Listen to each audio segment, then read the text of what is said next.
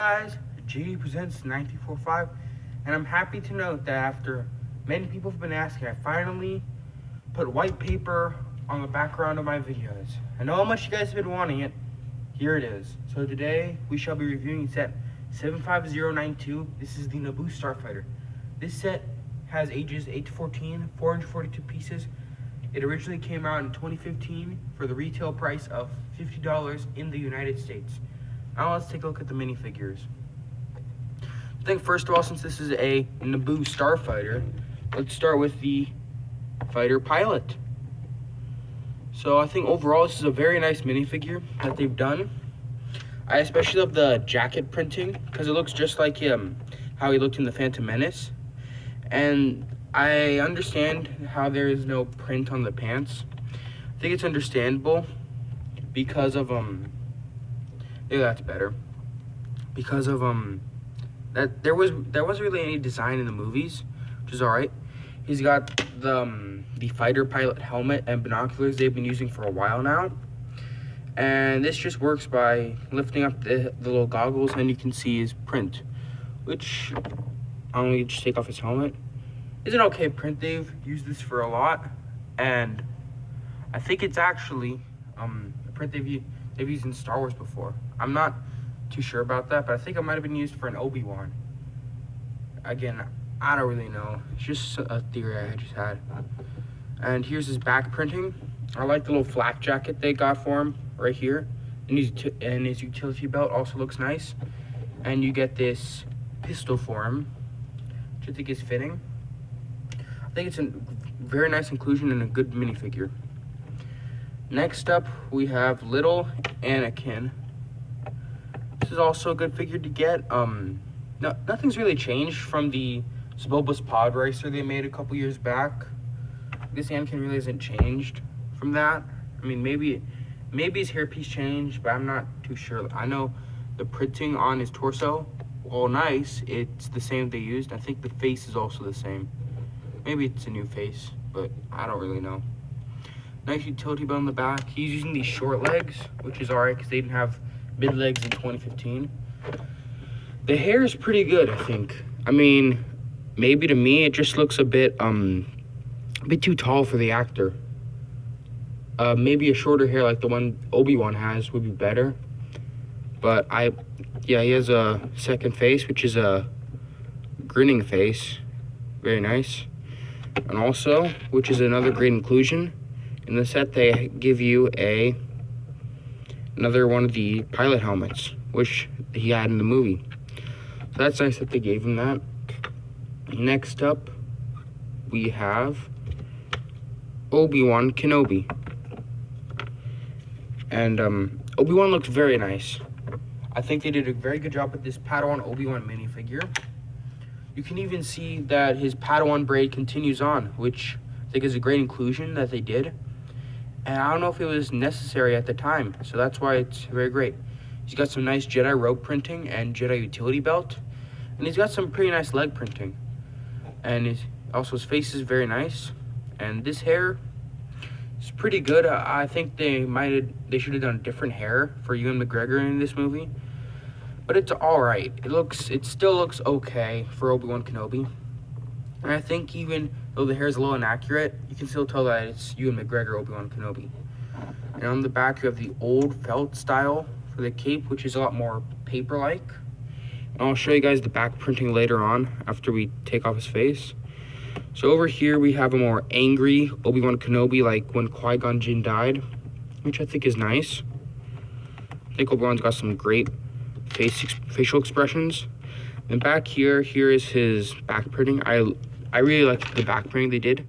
And again, it wasn't necessary, you know, because the cape was going to cover it up, but they went above and beyond with this minifigure, so I love that. And again, also, for his accessory, they just have the new chrome hilt blue lightsaber, which, again, is very, very nice minifigure, indeed. Now over here, we have our R2-D2 minifigure. What can I say? It's just the R2-D2 they've been using now for a while now. I think they introduced this R2-D2 in 2015, or when the set came out. Not this set in particular, but the same year. maybe it was the year before. I'm not too sure. But yeah, it's just the standard R2D2 printing. And mine actually has a little bit of wonky printing along the head, especially with this blue stripe over here. It gets really wonky when you go around. Overall, no complaints. It's just a good figure. Then we have two B1 Battle Droid minifigures. Now this is, again, no complaints. They've been using this figure since 1999, with the only real change being this arm in the Clone Wars TV show. Standard, and it's a good inclusion to give you two of these in the set, which I think is very, very nice. The last minifigure we have is the Droid Commander. Now, again, I like how they put him in here because he's a good figure. I know it's hard to see with this camera lighting, but over here you have a little patch of yellow on his Battle Droid chest, and on his head, that's where most of the yellow is. And I really love this figure. I think it's a good Battle Droid Commander. And in a $50 Lego set, you can get 3 Battle Droids to add to your Battle Droid army. I'm sure many of us have it. But yeah, those are all the minifigures in the set. Now let's get on to the side builds they have. The Lego set. So first off, we have this little container here. And on the top, this stripe is a sticker, which is alright, but the main thing is that you can open this up and it's got 3 of these pistols.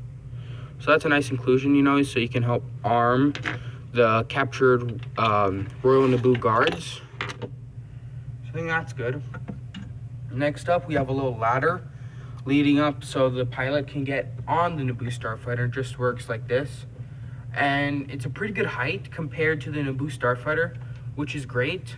And another thing is that it can work with other fighters that you have, like the Rebel U-Wing fighter. So I think that's also a very nice inclusion. And it just has an antenna you can just angle up and down. What can I say? It's a nice addition. And the last one is we have a little place to where the ammunition would go. So you can put extra stud shooters, and this is just hold it, and you can probably get like a little vehicle to tow it around and load them onto your Naboo Starfighters, which I think is nice. And again, so you have 2 of these actually being able to fire in the set, and they give you 4 extras, which they never do really, because when you usually have 2 spring-load shooters, they've only really given you 1 extra. They went above and beyond really with the set in general, which I think is very, very nice. And I love the detailing overall with this, and they even made it so it looks like it's actually floating, but in reality it's just wheels on the bottom. They did a really good job covering that up, in my opinion. So we got 2 more side builds, really 2 unique side builds. So over here we have the Droideka. I actually like this Droideka minifigure overall. I mean, it's not super accurate, yes, but it's not the worst. The only real inaccuracy with this is the blasters, and I think that's okay since it's a toy. And back here you have a couple stickers, which are right here and right here. I have to put on both Droidekas, which I think is overall okay. I love the use of these control joysticks and the red button piece for its eyes and just mouth appearance. I think it's a very good Droideka. One thing also I love is that you can angle this up and down, but you can actually kind of get this to roll a bit. Like, no, that can come off sometimes, but anyways, you can actually kind of make it look like it's gonna roll, like it's rolling into position, and then just opens up to attack the enemy. And I love how it gives you at least a view, like, of kind of how, like, just make it seem like you can actually fold it up and roll it around, which is very nice. The one thing that they could do that would make this the best Droideka model they ever did would to add like a big translucent blue piece to put around the Droideka to make it look like it has a shield activated. But I understand they don't do that, you know, because it'd be really expensive to make the Droideka. But overall, I think it's a very good Droideka build. And I think you already get a lot with this set. Now, last up, we have this stand to put onto the Naboo Starfighter. And it just turns like this. That's really all it can do. Now, this build is supposed to match the Naboo Starfighter's underside right here. This general area is where it's supposed to fit in. So, for instance, let me just show you from here. Fits in just like that. No stud connection, which is nice. So, you put it on like this. Just easy to put back on and off, which I think is very, very nice with the model overall. So here is the Naboo Starfighter. I will be showing this to you guys in 2 different ways. One, just showing it from camera to Naboo Starfighter like this, and I'll show you how I will do it again. So, like, I'll show you how I'll film it otherwise soon. So overall, I love the engine detailing they've done with the ship. Over here, I think they did a really good job matching the Naboo Starfighter engine block. And even over here, they got some blue to show that the thrusters are getting ready to, push the whole craft. And then, again, LEGO did a great job with making it as sleek as possible. I really love how, sleek the build looks. And overall, it's just great the way it is. Now, there aren't really any stickers that you can see over here, except for, they got 2 stickers on the engines here, and then one on the adjacent side. So you have 1 sticker here, and 1 stick on the other side. That just goes in via the Technic pins, which again is very, very nice. Now, I don't know if this is really an intended feature, but again, you can spin these, so kids might have fun spinning them around. And over here, I think you can already see them, but the tips of the spring-loaded shooters that are in, which I think are very, very nice. They're very well hidden. Can't see them at all. And to fire them, you have this red nozzle that just moves like that, and they fire off. So, all you have to do is move this red nozzle like so, and I'll fire them off. Let me just show you from the perspective of you holding it. It just fires like that. So I think that's very, very nice, And now, I think we've covered mostly everything from this angle. So now, let me show you the Naboo Starfighter from a bigger angle. So we're going to now show the Naboo Star from a angle like this, which I think is better overall. Because now you really get to see a lot of different things, that you wouldn't have been able to see if we just had the camera like that. So, overall, you can see all the stickers that have been used.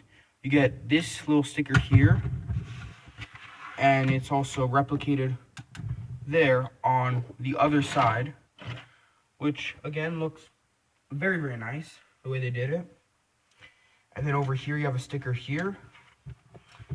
And same on the adjacent side, and same here, and on 2 of those, another sticker up there. So you have a lot of stickers overall, and I'm not even done with them, but those are just some notable details. These ones I personally love, because it really shows you where the actual missiles will be firing out of the Naboo Starfighter.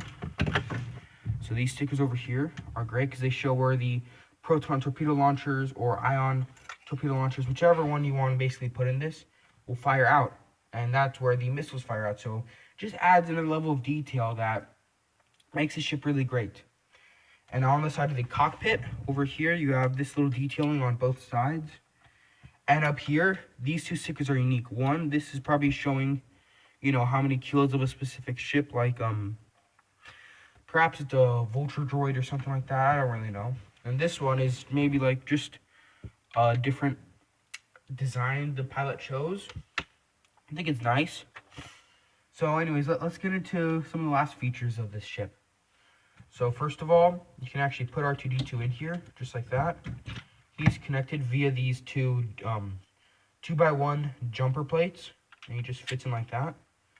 And then you have the ability to eject him via this Technic pin. Push that up, and he goes flying. So basically, let me just show you guys how it works from here. Just press that, and it'll eject R2-D2. me show you guys again how it looks. And then he goes flying, and you might never find him again. I'm just kidding. You can find him pretty easily. And one thing I just want to point out too about the set is just how nice it looks overall, and I think how close it is to minifigure scale they can probably get, because it looks great compared to a minifigure. You know, here's a minifigure standing compared to it. It's a really big model for $50.